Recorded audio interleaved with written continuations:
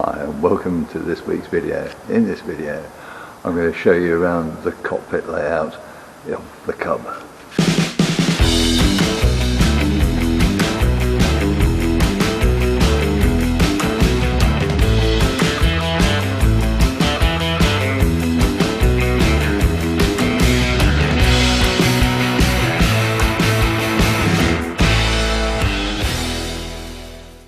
Starting on the side here, we have the flap control. At the moment it's on the second notch for the flaps. That's because I've got the wings folded and it just allows one flap to be down. The other flap is disconnected, so it's in the up position.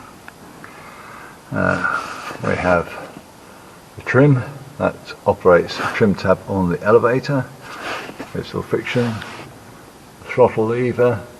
That broke on me in flight some time back, so that's a slightly modified one, so you can look at the video for the forced landing up there.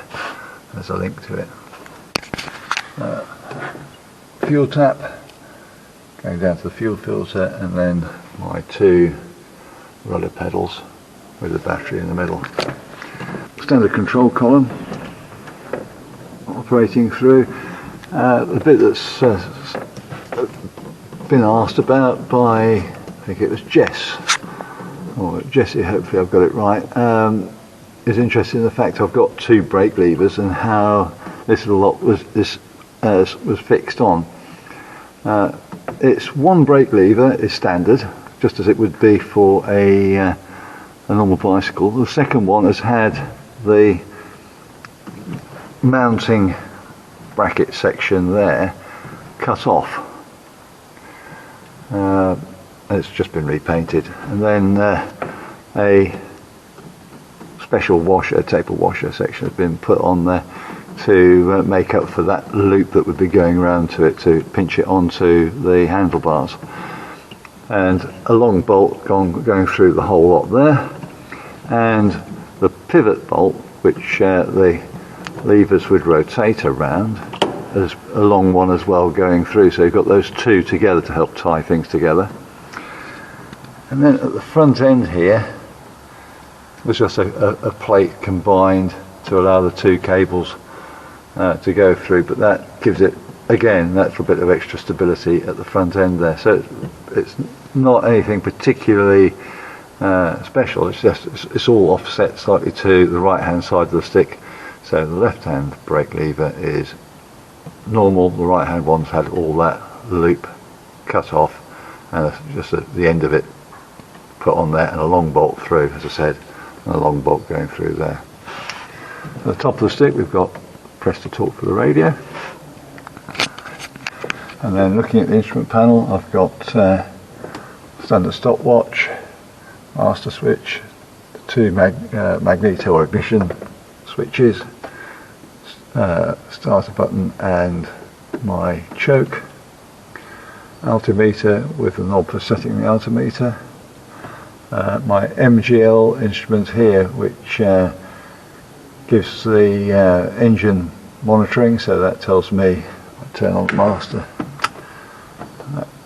I'll just let that boot up and hopefully we'll be able to show you what we get in there.